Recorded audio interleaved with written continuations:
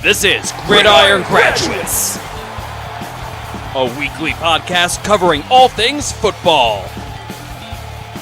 Episode number 71, Waiting for Berlinda, recorded May 10th, 2017. What's going on, guys? Miller City of the Gridiron Graduates hitting you guys back up. Re-recording here, because unfortunately this is the second take, because I was a dope and didn't get the first recording, so we're going to try this again. This time it's just me, as far as the two of us. But, of course, we got the great Mark Schofield joining us to try this all again. Mark, welcome back, man. It was a fun time talking with you the first time. Now I'll actually try to get this out to the public. Yeah, I hear you, bud. Stuff like that happens all the time, man, so I more than understand. And, happy to come back on and chat with you and hopefully cover everything we covered in the version that didn't get out to the public. But yeah, man, stuff happens. So more than happy to come on back. Absolutely, man. Appreciate it. We got Price is Right going on, so it's a good time. I'm talking football. I'm watching Price is Right. So there you go. It's a good day right now. There you go. But yeah, we'll try to cover a lot of things that we talked about in the first go around. So I'm trying to remember offhand some of the things. I know you and Ian kind of talked about how you were kind of different. You kind of started to talk about like the top 4 quarterbacks that were drafted, and how you kind of came about evaluating them and getting your rankings, and then how similar you were in like the middle tier. So we kind of got into a discussion a little bit on just kind of evaluating. It was a very like kind of a good range as far as evaluating quarterbacks and whatnot.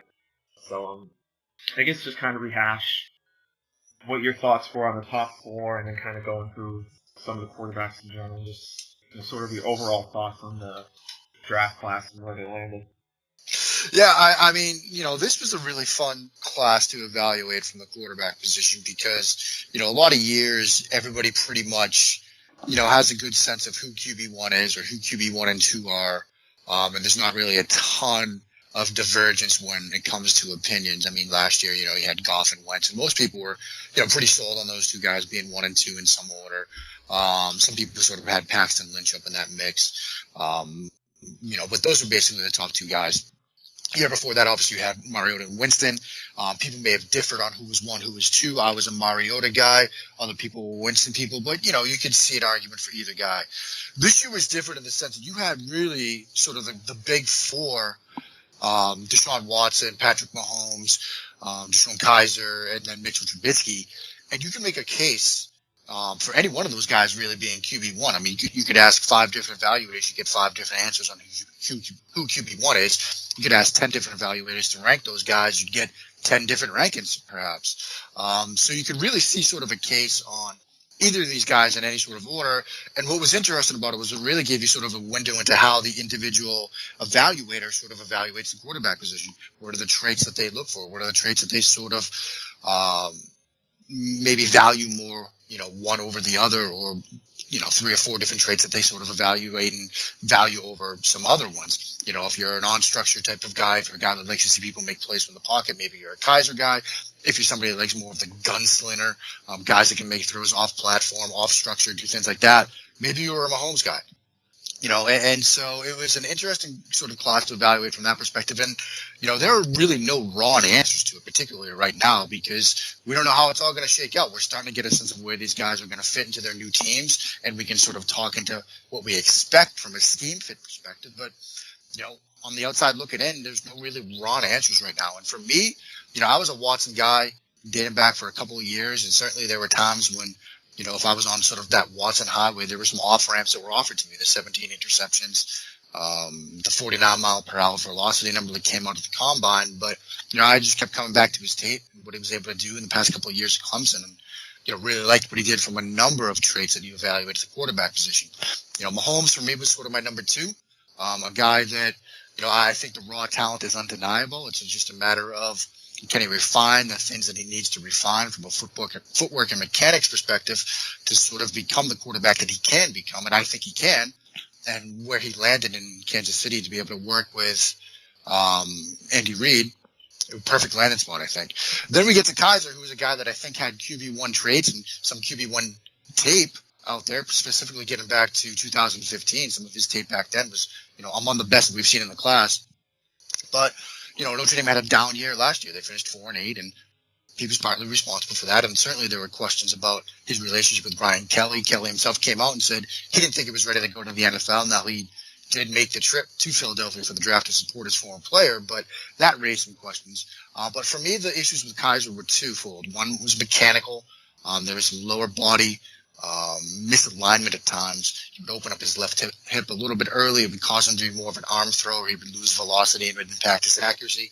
And then there was a decision-making issue as well, where there were times, even dating back to 2015 and some of the good tape that he had, where he'd see receivers that were open, and he was looking there. He'd get the right coverage, and he wouldn't pull the trigger, and you just had to wonder why. Was it a lack of confidence? Was it a fear of making a mistake? Was it a fear of what would happen if you made a mistake when you get back to the sideline and saw Brian Kelly? So those were some of the issues I had with him. And finally, we get to Trubisky, who was the first quarterback off the board, and that didn't really surprise me. But, Mitchell Trubisky wasn't really a guy that I ever really bought into. I still can understand why he was the first quarterback taken, and I had him sort of as a late first-round type guy because of the sort of developmental arc to him, and you see the upside. But I had some questions with him as well from a decision-making standpoint. Sometimes when we saw some simplified read structures on like stick concept, 989 concepts that are sort of some basic reads. When the post-snap look didn't match up with what he expected pre-snap, there would tend to be some times when he'd freeze, when he'd hesitate, when he would pull the football down rather than just working through his progressions and working the play. And he also had a bit of a mechanic issue as well. Sometimes he would step in the bucket. It would cause some throws, particularly on the boundary or deeper crossing routes to kind of get off mark and off target. So those were the issues I had with, him and, to Kaiser to an extent. But, that's kind of how I shake out the top four. What was interesting talking with Ian when we did this the last time was, he and I were very different on the top four. But after that, we had basically 5 through 9 in the same exact order. We had Brad Kai as QB5, Nathan Peterman QB6, Davis Webb QB7, Jared Evans QB8, and Josh Dobbs QB9. We're right in line with those that sort of next tier, like you said, Bill. So, that's kind of where I was on this group.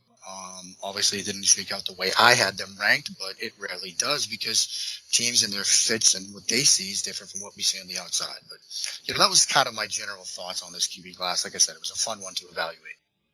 Yeah, it really was. And, I think for me, I was just kind of personally surprised that some of the trades obviously that happened. Certainly the Chicago move first. I certainly didn't expect that. I know initially watching the draft, I thought Solomon Thomas was going to be the guy that they traded up for. But I guess looking back, you can kind of understand, especially the price they paid to move up for him. At first, I thought San Francisco swindled them, but I guess at times you got to do what you got to do. And then Kansas City making a big jump up, but I agree with you. I think it's a really good spot for Mahomes in Kansas City to kind of sit and learn from Reed, kind of watch Alex Smith, and then some people call him the anti-Alex Smith. Deshaun Watson, and we'll kind of touch on him a little bit more in a bit. I like him in Houston. I think that'll be fun to watch. And then Kaiser, landing in Houston, in Cleveland, especially where they took him. And I think we kind of touched on this before too. There's not going to be much pressure now on Kaiser because he was a mid-second round pick. He doesn't have to come in right away and be the starter. They've already said Kessler is going to be the guy right now, so it'll be interesting to watch that play out. But one of the things I want to rehash from last time that I thought was interesting, we talked a bit about Deshaun Watson, and you also brought up not just watching film, but the order of the games in which you watch them, or like which one you choose to watch first. Because you mentioned how Watson had the 17 interceptions. He also said he liked kind of how he learned from some of those interceptions and didn't make as many mistakes as the season kind of wore on. So kind of break that down a little bit. Yeah, sure. And, at the outset, as we sort of got into, I'd say the early draft season, sort of like January, around the Senior Bowl and times like that, there was a lot of discussion about Watson's 17 interceptions and how, turning the ball over that frequently in the collegiate level is sort of a hallmark of, a full board and a foreshadowing of things to come. when he moved to the NFL. And I kind of disagreed with that to an extent. And so what I did was I went through and I watched all 17. And there's a video that you can find on our YouTube channel, youtube.com/Inside the Pylon. You can find it on the site as well, or you can just like search my Twitter feed and find it. But I went through it. Like I said, I broke all of them down. I put together a video. It's about a 28-minute video where I take you through each interception that Watson threw this past year, all 17 of them. And really what I found was there were trends, but there weren't a lot of repeated mistakes. And the trends that I really sort of identified, there were twofold. One, issues on the boundary when defenses could sort of deke him into making mistakes, when particularly they'd show him like a weak side cornerback blitz, where that cornerback on the outside, on the peripheral, on the boundary is going to show a blitz and then back off in the last second. And he thinks that blitz is coming. So he tries to throw sort of a side adjust for a hot route to that area of the field that he thinks is now vacated, but the defender sort of backpedals and kind of gets right in line on the throw and makes an easy interception. So that was one. And another was, not that, there are some, interceptions on basic smash route concepts. We've got a guy on a corner route or a deep out route, and then somebody either in the flat or on the curl or on a hitch. Was sort of a, basic sort of design concept. A lot of teams do it because it really sets up a high-low situation on that boundary, defender to the outside. So he threw a couple of interceptions on that kind of look. I counted 4 of them. But each time he'd get a different look from the defense, whether it was, a different rolled coverage, or one time, a receiver kind of fell down. Another time the corner from Florida State, made a great play. He, flashed down on the hitch route, read Watson's eyes. Watson had the throwing lane. They didn't want to throw that corner out, but at the last second he sort of peeled off to make the play. Coming off of his responsibility in the flat to cut underneath that deeper route.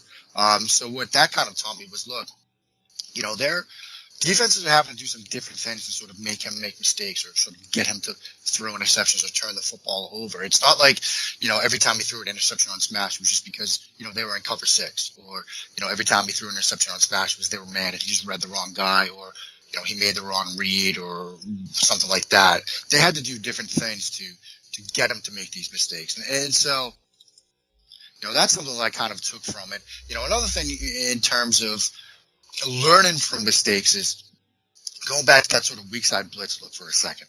He saw that 3 different times from Florida State. And, if people have sort of reservations about Watson and his ability to play the quarterback position, I'd invite you to throw on that Florida State game, because I think, you could watch that game and come away from him, with a good understanding of who he is as a quarterback. I'd say the same thing for the national championship game, but that Florida State really sort of stood out to me. And part of the reason was, like I said, that weak side cornerback blitz look.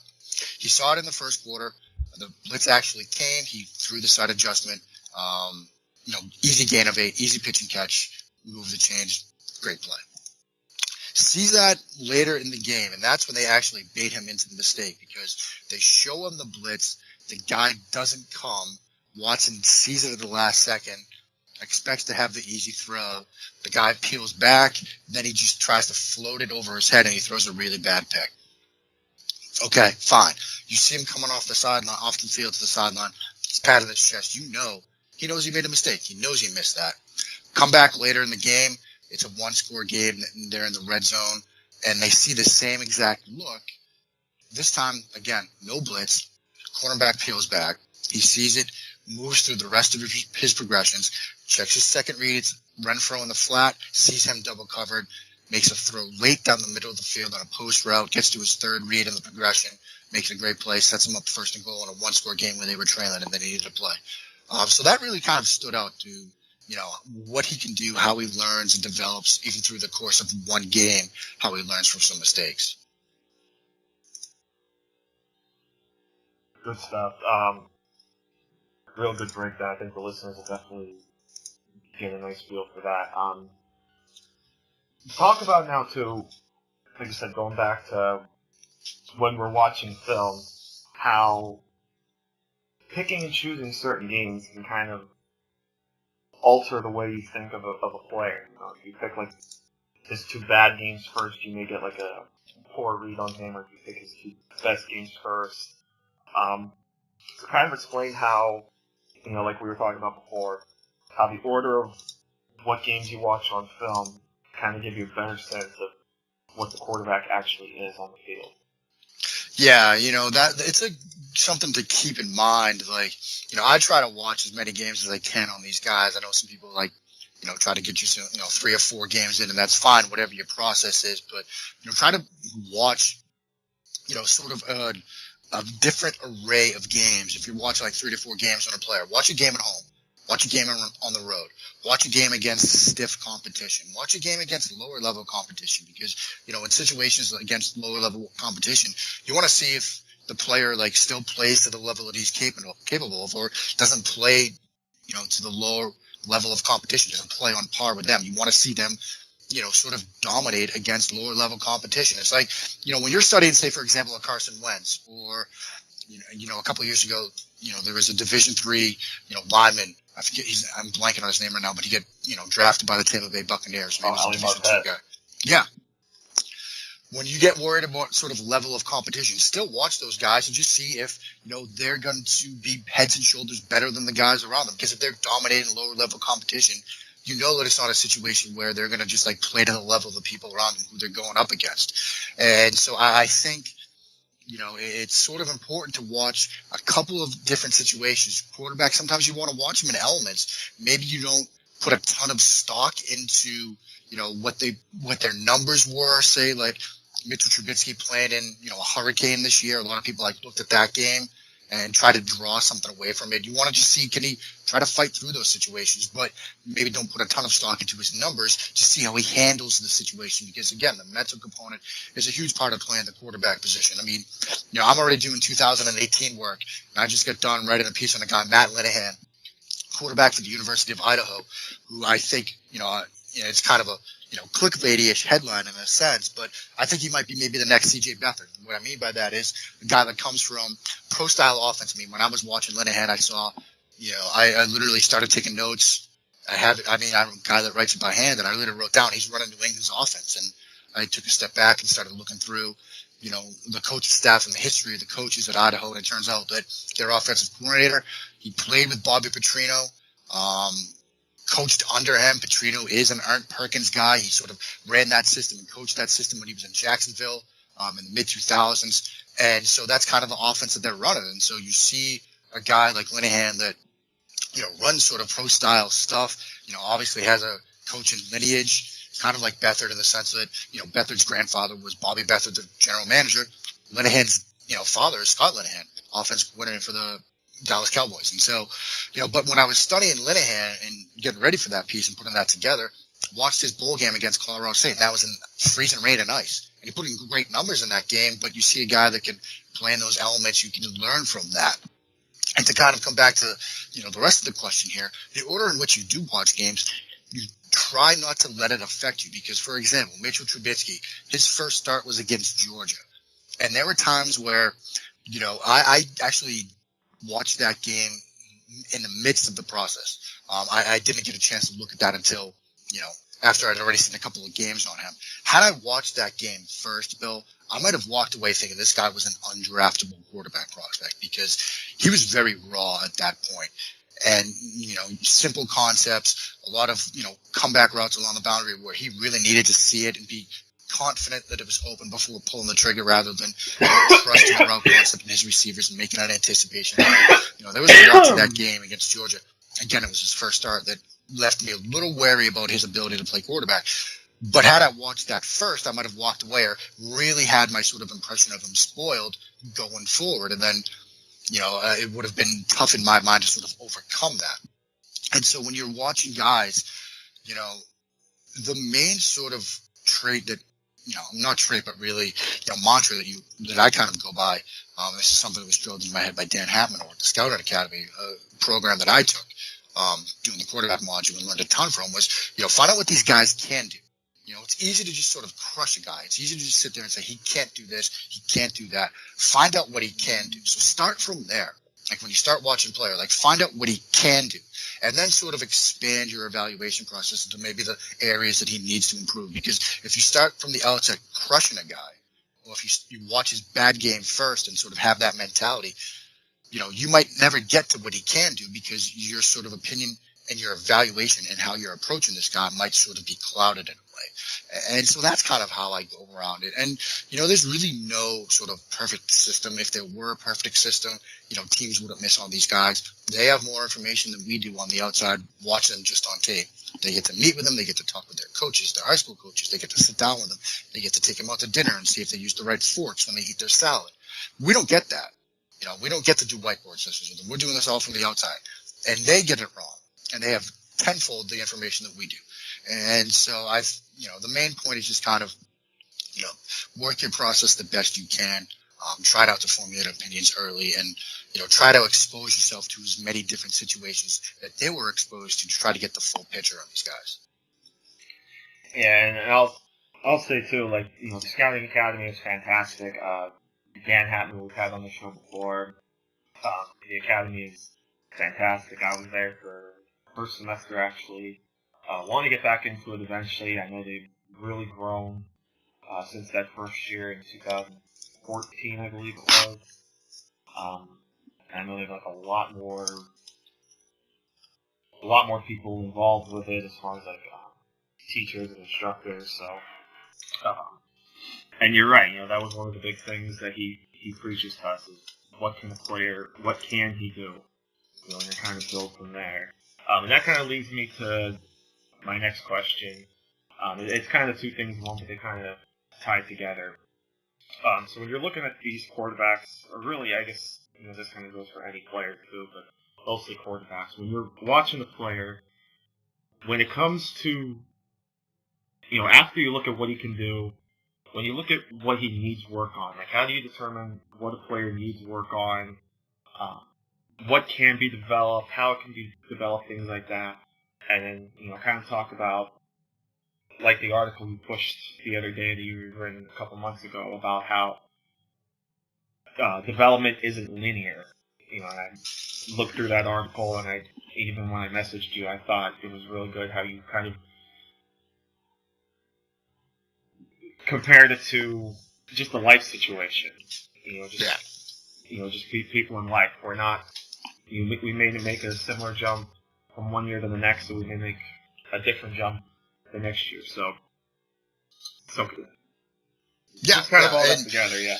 Yeah. Starting with the development thing, especially when we're watching these guys just on film, I feel like sometimes there are times where we sort of lose sight of the fact that these are 20, 21, 22-year-old kids.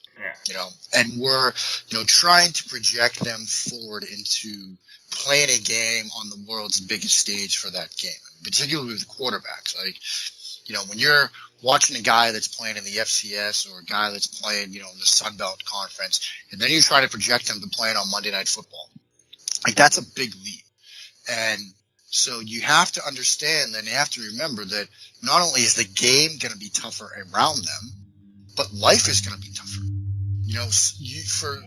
Think about your big-time college athlete, even if they're, playing not in a non-Power 5 conference. For their entire lives, they've been big guy on campus. They've been the big fish in the big pond or the small pond or whatever, where, from the time when they were 10, they probably knew that they were a little bit different and they were a little bit special when it came to playing the game of football. Mm-hmm. And now you're projecting them to go into a situation where you're up against the best athletes in the world. You're going up against coaching staffs that get paid millions of dollars to do nothing but make you make mistakes come Sunday afternoon or Sunday night or Monday night.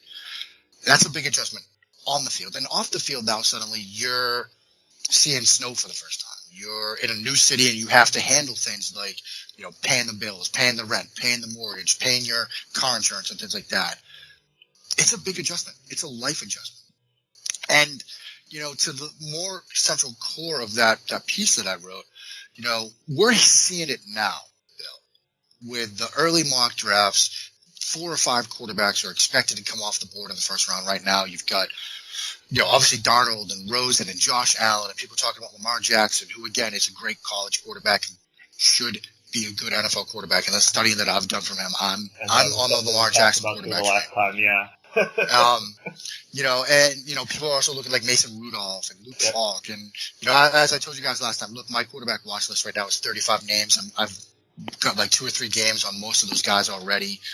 It is a deep class. But, and here's the but, you can look back at early mock drafts from the past like 8 years or so and see that it rarely matches up with what we expect the draft to look like when we're sitting here in May and projecting it to the next draft. Because in that piece, I went back and looked at some early mock drafts, and some quarterbacks that were talked about as surefire, top 5 guys were like Landry Jones, Tyler Bray, Tyler Wilson, even last year, Brad Kaya. Yep. And, he falls to the 6th round. And the reason for that is we expect these guys to take the same sort of developmental leaps from year to year to year. And this also happened with Watson. People saw Watson, and this time last year, he was QB1 without a doubt, put it in, Steph Davis break out the Sharpie type of situation. But what really happened? He has a bit of a slow start. He throws some picks. Teams saw more of him on tape, so they knew a little bit more what Clemson was doing. They had to show him different looks to get him to make mistakes, but they could get him from time to time. He still goes on to win the national championship, but people started to look elsewhere because they were like, well, we didn't see that sort of same little development that we expected him to make. We didn't see that same sort of leap. And now we're going to get into that same situation. Sam Darnold, great quarterback prospect. Love him from the neck up. Can make anticipation throws. He made a throw. Kyle Krabs actually wrote a piece about this recently. It's a great throw that he makes in a sort of cover 2 red zone situation where, it's a 3rd and 7 situation. They've got a 3-point lead against Washington on the road. They've got a swing route from the back out of the backfield. They're against, like I said, a zone that's playing a little bit soft. Maybe just take the swing route, get 3 points, extend the lead a little bit. But he makes a nice little anticipation throw, sort of like a stick and go concept from his tight end. He's releasing the guys even with the linebackers, but he anticipates it well, puts it perfectly, makes an aggressive decision. Love that stuff. But what's probably going to happen is people are going to look at his mechanics. He has some wonky mechanics right now, for sure. He's got almost a Tebow-esque delivery right now. People are going to start to nitpick that. If those don't get developed the way that people expect them to, you'll start to see him fall. And so my main point was like, look, go back to when you were 20, 21, 22. Did you develop the same from year to year? Did you make the same sort of developmental leaps? Did you advance in your profession, or whether you were still in school, like, from your junior year to your senior year in college, or whatever time frame that was? No. You have ups and downs. Everybody does. We're humans. Sometimes we make mistakes. Sometimes we, backslide a little bit or regress or whatever the situation is. These are humans too playing a game. It's a tough game. It's a complex position to play. Whether you're in a one-read simplified offense or the most pro style of systems, it's still a tough position to play because all the eyes and lights are on you. Sometimes you backslide. Sometimes you regress. Sometimes you don't develop the way people expect you to. Sometimes you don't develop the way you expect yourself to. And so the quarterback class that people are talking about right now, it has the potential to be great. But all I'm saying is, look, development is not linear. Some of these guys won't progress the way we're hoping or expect them to from this point until this point next year, up until the draft. So let's just pump the brakes a little bit.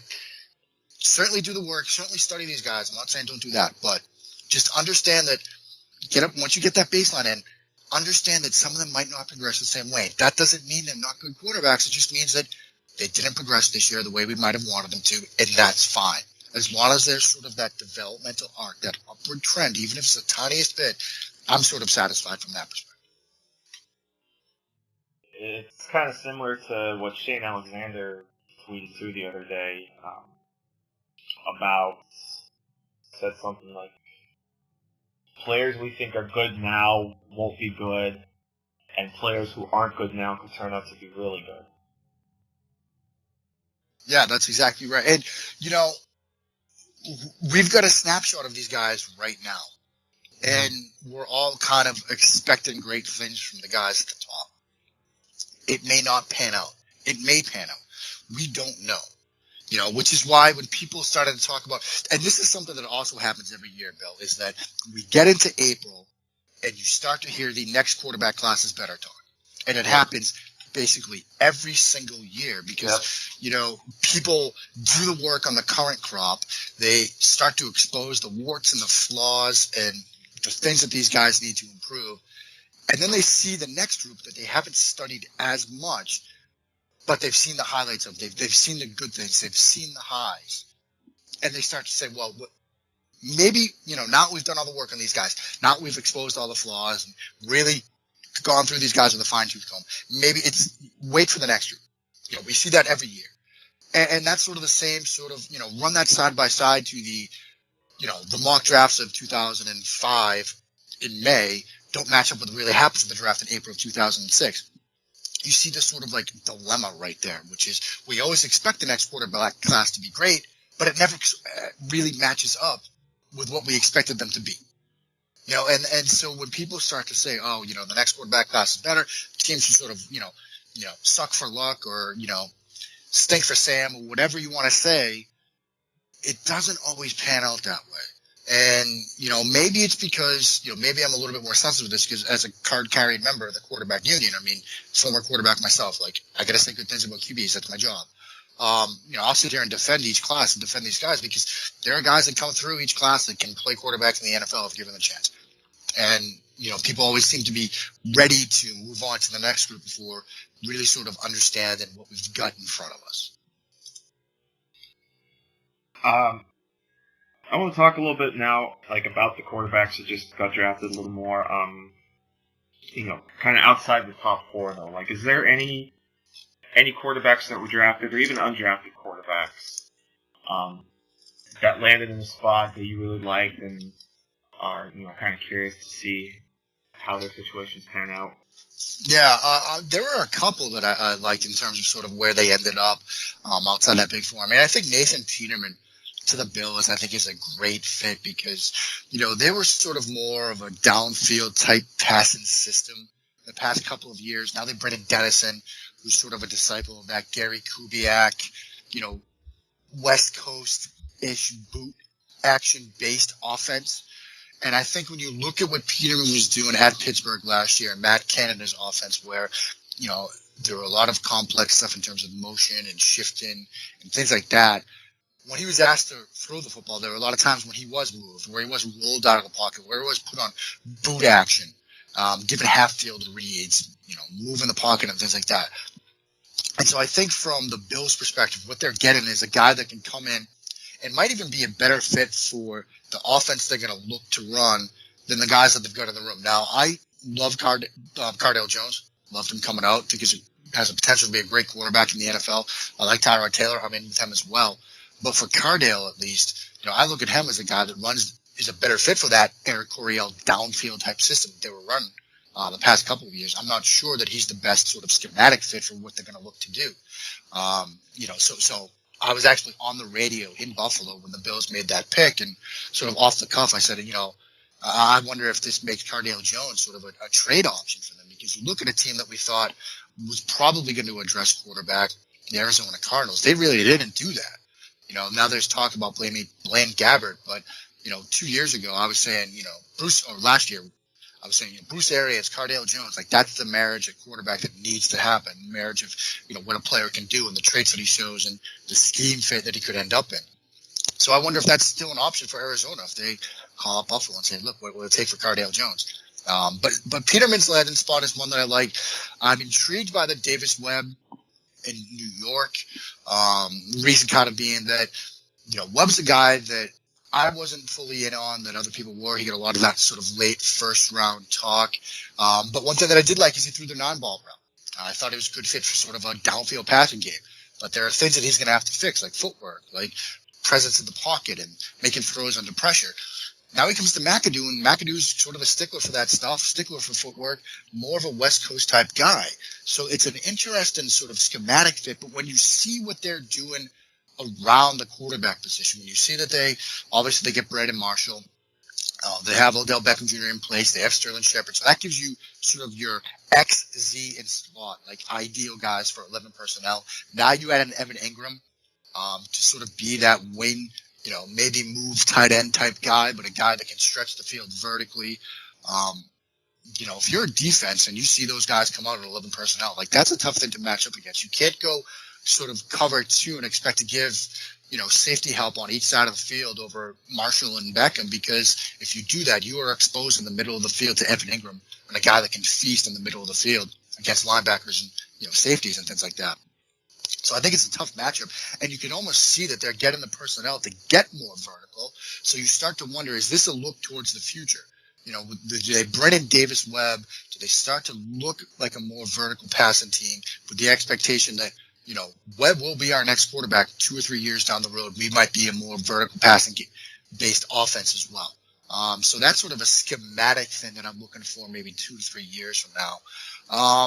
The CJ Beathard pick was interesting at the time. I've got the NFL.com draft tracker up in front of me right now. And in terms of the grade, he was the lowest graded quarterback that they had that got drafted. Beathard was a guy that, I had sort of one of my mid to later tiers. I think it was maybe like QB like 12 or 13 for me, but I had written back in March, like, he's going to come off the board quicker than people expect. And part of the reason was you could see that there are things that he does, like patience in the pocket, making throws with anticipation, processing speed, that the coaches are going to be interested in. My colleague Ted Wynn, at Raiders Analysis on Twitter, spoke very highly of Beathard when we were doing the quarterback work for the ITP draft guide. And when we were trying to narrow it down to just 10 quarterbacks, he kind of banged the table for Beathard and said, look, this guy can play in the NFL if given the chance. And, when Ted speaks highly of a quarterback, I pay attention. I listen because Ted knows what he's talking about. And, so Beathard going to the 49ers, we expected they would address quarterback. It was an interesting decision, but similar to what I was saying about people and how they evaluate the quarterback class, like, I think this gives us a window into what Kyle Shanahan sort of looks for at the quarterback position. What he's looking for is processing speed. And he said that, after the draft pick, and that's something that Ted highlighted. This is something that Beathard does well in terms of processing speed and getting through his reads. It's something that I saw on tape as well. So it was an interesting pick, but again, I think it gives us a window into what Shanahan wants at the quarterback position, and it, gives us a sense of what he can do as a player right now. So, out of the guys that got drafted, like, those were some interesting ones. Obviously, Kaya Fallen, was a guy, like I said, my QB5. Was a little bit disappointed to see him fall because you start to wonder, am I alone on this guy? Am I on a limb? I mean, obviously, Ian had him his QB5 as well, so I felt a little bit better about it. But I think he ends up in a good spot with Detroit. And, obviously, their tight end coach was his former coach, so there's a relationship there. And I think that he comes in and pushes Jake Rudock for that backup job, and it wouldn't surprise me at all to see him win it. Guys that didn't get drafted, Jared Evans was a bit of a surprise. He was a guy that I was fairly high on, but I think he was my QB8, but I expected him to get drafted. A bit more of a raw prospect, I think, but, liked some of the things that he did in the passing game, liked his, ability both in the short to intermediate area as well as down the field. I thought he was somewhat scheme diverse in his ability to run multiple type of offensive schemes and concepts. So seeing him fall to sort of the UDFA status was a bit of a surprise, but, he'll get a chance in Philly. Wouldn't surprise me at all to see him make that team. And another guy that I was kind of interested in, didn't get drafted, was Seth Russell. The injured quarterback from Baylor. He had obviously the neck injury and then the ankle injury, so medicals were an issue there. But I thought, when he was healthy, made some quick decisions in the passing game, liked his ability to throw the ball downfield, obviously. Thought he was a pretty good fit for, a lot of different offenses. And so it was a little bit surprising to see him go undrafted. Obviously the medical issues and things like that were a bit of an issue. But now we'll see going forward. He's got a, mini-camp invite for the Raiders. I haven't seen if, he's stuck or if he's going to make that team, or if they're going to bring him back or not. But, that'll be something to watch going forward. And then we saw the last pick of the draft was Chad Kelly, and I know some people were saying that was likely just John Elway doing Jim Kelly a favor by going ahead and drafting Chad Kelly. What were your initial thoughts there, too, when the Broncos took him?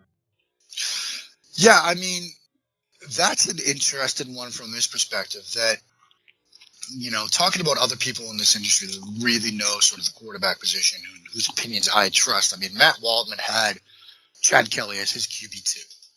And, Matt was very open in his rookie scouting portfolio about that. He said, look, I don't get fired if he doesn't pan out. I'm evaluating from a purely on the field perspective. It's not my job is to evaluate these guys from that perspective. I'm not drafting him, so I have the luxury of just being able to make a ranking and walk away. But what Matt saw was what a lot of people sort of like in Mahomes, that sort of gunslinger ability, that no fear attitude when you play in the quarterback position, which is important because it's a position you cannot play if you're scared, if you're afraid of making a mistake. Part of the reason that I had hesitations about Kaiser, Why isn't he making this throw? Why isn't he challenging that window? That read is open. That's the look you want against this coverage. Why isn't he pulling the trigger? Well, you don't have those concerns with Chad Kelly. Kelly's concerns were all off the field. But something that I've talked about and something Matt talked about as well, kind of after he and I talked about it, I fleshed it out with him. Each summer, I'm getting ready to do it again. I go through the coaching manuals that are published after the Nike Coaching Clinic, which is a resource that I would highly recommend to people, whether you just learn about, schematic stuff, whether you're doing evaluation, you want to know more about what these guys are being asked to do from a play call and schematic perspective. What it is the Nike Coaching Clinic together, college coaches from around the country, from big names like Nick Saban, Derek Mason, David Shaw, down to the one that I'm about to talk about, Hugh Freeze. And they give presentations on offensive concepts, defensive concepts, special teams concepts. Now, they have these for also high school coaches as well. It's a great resource. I'll give you the URL in a second where you can get these. But, what they do is the book basically is just a transcription of, what the presentations were. And I'm on the website right now, and the 2017 one just came out. So the second we hang up, I'm going to buy it. But basically, they put together, you can read it. It's the entire presentation. And, you can learn what these guys are doing. And what I learned from Hugh Freeze's from last year, he did a whole thing on their up-tempo packages. And what he went into depth was, Chad Kelly has severe ADD. And in trying to get them to a point where he could truly run their offense, they had to switch the terminology, make the terminology easier so he would understand in their up-tempo offense, any play that began with A, for example, was a first level read on, run pass option on an RPO thing. B's were second level, C's were third levels. So he could sort of get his mind wrapped around that. Now, obviously that doesn't sort of excuse any of the off the field stuff, but it just gives it a bit of context. So, from an on the field perspective, seeing Chad Kelly getting drafted did not surprise me at all. From an off the field perspective, Kelly was a guy similar to Bether that I said, he's a dark horse to come off the board earlier than people might expect because of the on the field talent. And when he does get drafted, if he does get drafted, I'd like to see it to a, somewhat more stable organization from top to bottom that can, get him into sort of an environment where, he could have some stability around him, and just get him back in and get him focused on football. And I mentioned, organizations like Dallas or New England, and I think Denver fits that mold as well. And so I think he's got a good shot to stick around on that team. I know that there was that discussion, like you mentioned, Bill, between John Elway and Jim Kelly, where Chad's uncle, sort of vouched for him. I think more than anything, though, I think that this was a look to the on-the-field ability that he has and his ability to play the quarterback position. Like I said, that website is NikeCoyFootball.net, all one word, NikeCoyFootball.net. Their 2017 Nike Coach of the Year Clinic Manual is up. They've done a little differently this year, where they've got 20 high school and 20 college lectures, so you're going to get 40 pieces in here. But you're going to get things like Matt Rule, the new Baylor coach, Ed Ogeron, the LSU coach. You're going to get Derek Ansley, who's Alabama's defensive coach there, about their Rip Liz cover 3, which is something that I can never sort of understand. Alabama runs on complex coverages, but I'm definitely going to be reading that. You're going to get Tom Herman at Texas, shotgun play action and quarterback runs. So you're going to learn a ton of stuff from books like this. And this goes back to, I was talking about this with you guys when you did the last one. It goes back to 1995. So you can go back to 2015. You're getting, Mark D'Antonio on playing defense. Hugh Freeze, like I just said, on offensive tempo. Derek Mason from Vanderbilt on defensive schemes. Pat Narduzzi at Pittsburgh and cover 4 techniques in the 4-3. And so these are just great resources that you can get, and you can take the summer to read up on what guys are doing. So when you start, whether it's writing about scheme stuff or studying these guys in the fall, this is why Zach Cunningham from Vanderbilt is approaching these plays with a different sort of leverage perspective, whether, based on the strength of the formation. It's because that's what he's being coached to do. These are just great resources. Like I said, the 2017 one's out now, and I'll be buying it the second we hand out. Yeah, and Yeah, this is something we talked about the last time too, the different websites. So I'm glad you brought that up. And like you mentioned this one, you mentioned that Football XOs and Yeah, Football XOS, and that's one that, similar to what I'm talking about here. They've got tons of playbooks out there that you can see for free. Now they're not the most up to date, but it's stuff that these teams are still running. Like in that Matt Lanahan piece that I was just talking about, I was using stuff from the playbooks that I got on there from New England's 2003 and 2004 offense, because there's New England's still running that stuff.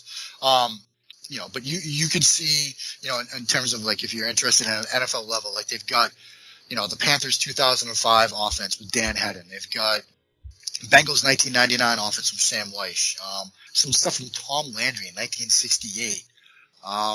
But you play around on that website and you'll start to see stuff that tells you and just shows you how the game doesn't really change. It doesn't change a ton. And they've got a whole section on the West Coast offense.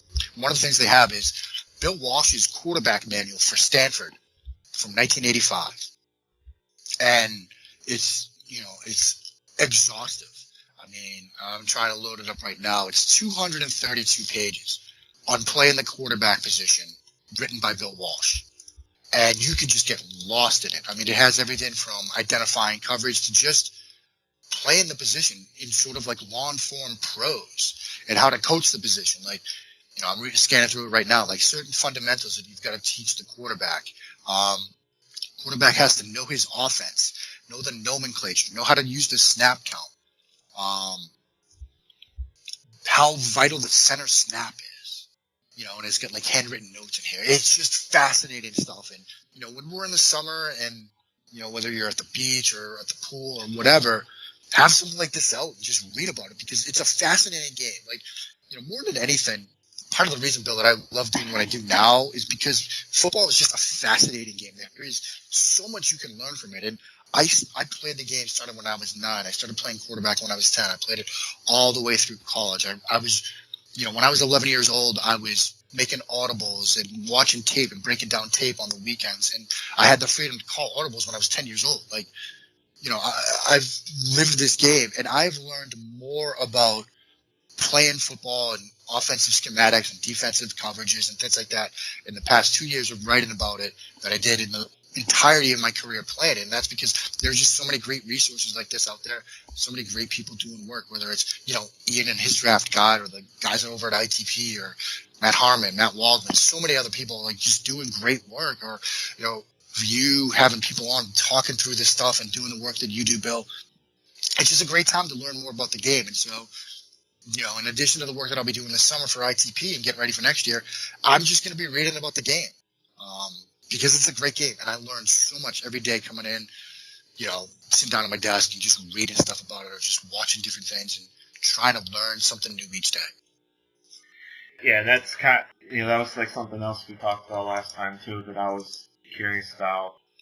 And I kind of sourced it out on Twitter a little bit too, just kind of how people divvy up studying college football, studying the NFL, because, like you said, the summer is like a really good time to catch up. So it's something I know that I want to eventually do it at some point over the next couple months. Is just kind of watch some of these teams, get an idea how much I should watch to learn the different schemes and whatnot of all the teams, and then maybe go and start studying some of the prospects for next year's draft.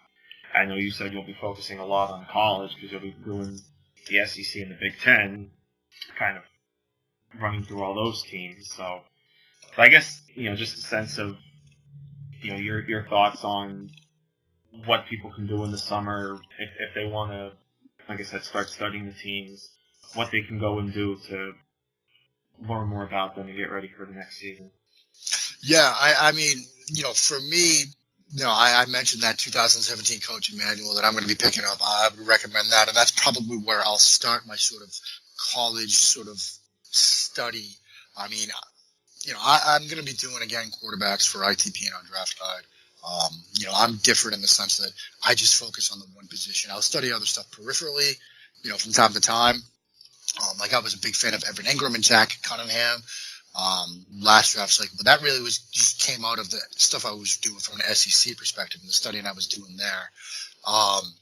But from the quarterback perspective, like I said, I've got a list of 35 names, Bill, that I'm working through. I've got 2 to 3 games in on, I think, 22 of those guys already. Hoping to wrap up, the rest of that group and really have a good baseline on all these guys probably by certainly by the end of May. And then you've got June and July and August. And what I'll be doing is, last year I covered the SEC for Inside the Pylon. From a week to week sort of schematic perspective. And I spent the rest of my summertime last year kind of watching tape on just those offenses, or defenses in the case of Zach Cunningham, and getting a sense of what they were doing and writing sort of schematic previews from what people could expect those teams to do. And I think I hit every team but South Carolina. I just ran out of time. I don't know if I'm going to do in the Big Ten or the SEC or maybe even both, but that's where I'm going to be next, is going through their tape just from a pure schematic perspective and just charting out, what they do, what concepts they'd like to run, how they run them. Try to then go back to manuals or playbooks or whatever I can find to confirm that, what I'm seeing is actually right. What I think I'm seeing is actually right. What, these guys are doing out there matches up with, some other evidence for that. And then writing some sort of conceptual schematic sort of looks at, what people can expect from those offenses going forward. In terms of the NFL, Ian and I both did that NFL 1000 project with Bleacher Report, which was, the first time we really did it that way, which was sort of an exhaustive look week in and week out, multiple scouts at at the positions there. Myself and Marcus Mosher did wide receivers and tight ends. And, so we basically got a ton of NFL work under our belts already. And so in terms of, NFL work this summer, I don't have to do a ton because I've got games charted from, every single game last season already. And so I don't really need to revisit too much of that. I might do some stuff looking at the quarterbacks if I have time. But that's really sort of a third tier of priorities. And that's, in addition to all the other administrative stuff I've got to do over at ITP. But, the one thing about this industry is it's a year-round thing now. Football has become sort of a 24/7, 365 kind of industry where people are already doing the work on the 2018 class. Draft articles are already going up. I mean, Kyle Krabs had a good piece, like I said, on Sam Darnold. Jeff Risdon had a good piece recently on the next quarterback class and sort of his initial takeaways from doing some study from them. Because people live this year round. Fans live this year round. Football has become a year-round endeavor, which is great for us that are trying to cover it and really make a name for ourselves in this industry. But it means that the work never really stops. So, summertime, you try to relax the best you can, but the work goes on, the dream continues, and the dream never dies. Great stuff, man. I think we'll kind of wrap it up there. I think we got a lot of good info out. I think the listeners will really enjoy kind of this sort of rehashing a little bit. But any final thoughts you want to share, or anything you want to plug, or anything on your mind? I mean, in terms of stuff to plug, I mean, I just really want to plug the website more than anything, InsideThePylon.com. We're doing a ton of stuff over there. We had our first draft guide and people loved it. I can tell you that we got a lot of good industry feedback from people inside the league telling us, that they picked it up, that they, really thought that we kind of nailed a lot of stuff in there that we wrote about. Our scouting profiles were basically online with what their scouts themselves were telling them about players. We got feedback from some scouts and stuff that said, look, it was great work. I mean, these reports are really, right in line with what we've been asked to do. So we tried to set it up like an NFL team would, and I think we did a pretty good job putting it together.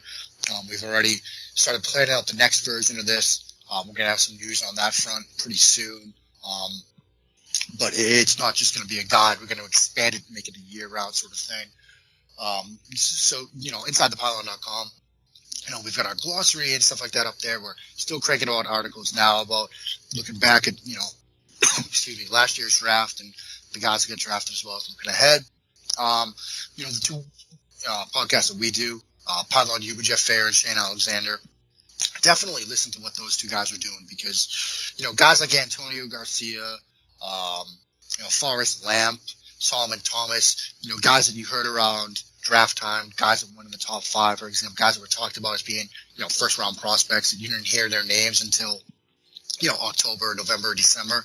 Well, you would have heard their names back in August or so when these guys were, doing their shows and telling you about, names to watch for and games to watch and things like that, because Jeff and Shane watch a ton of college football. They know the game inside and out. They cover it both from a college football on the field perspective as well as having an eye towards the draft, and they do such a good job with it. So check that out. That's Pile on You. The other podcast we have is myself and John Ledyard. That has more of an NFL type perspective, but obviously the draft is always out there as well. So check that out. But yeah, InsideThePylon.com. Check out the work we're doing over there, and stay tuned for some news sort of on how we're going to cover things going forward.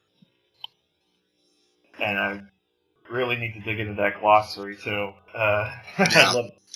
Yeah, no, people dig that, and you talk about Dan Hammond and the Scouting Academy. Like when we went, the glossary kind of came out of the fact that when we started the website and started doing articles, we were finding ourselves trying to define so many terms in each article, because football is very, terminology based, definition based sort of sport. There's a lot of stuff you need to know if you want, or you can learn if you want to dive into it deeply.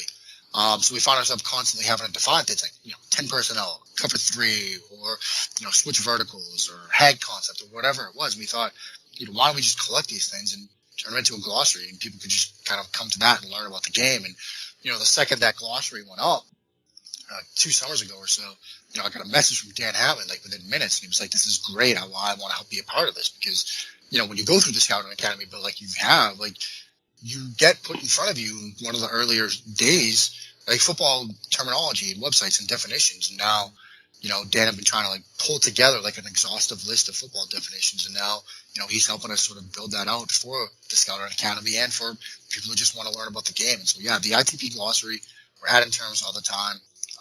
Check that out as well. Good stuff, man. Yeah. I'd love to print out every page if I could.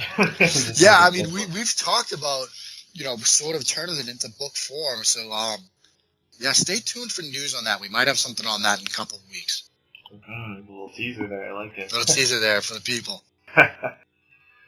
Mark, once again, I want to thank you so much for coming on and doing this all over again with me. Of course, buddy. More than happy to. So, yeah, like I said, I think the listeners will really enjoy this. It was a lot of QB talk, so great stuff. And with that, I guess now that GG is officially done for the summer. When you first did this, Ian said this would be the last show. I know both of you aren't sure what's going on with Bleacher Report. Hopefully it all works out for you guys. As far as this pod goes, should be back come the summer around training camp, depending on what Ian does. We'll have news later on in the summer, but for now, I think we're gonna step away like we did last summer, take a break, and kind of get caught up, and should be back next season, bigger and better, ready to go. So, with that, we'll kind of wrap things up here for this season. Again, Ian, I want to thank him a lot for all the great work he did on the show and really kind of carrying me through. So I really owe him a lot of gratitude for this show and making it as fun as it has been over the last couple seasons. And hopefully we'll be back for another season to keep this going. Yeah, so with that, for Mark, I'm Bill Rossetti. Thanks so much for listening, guys.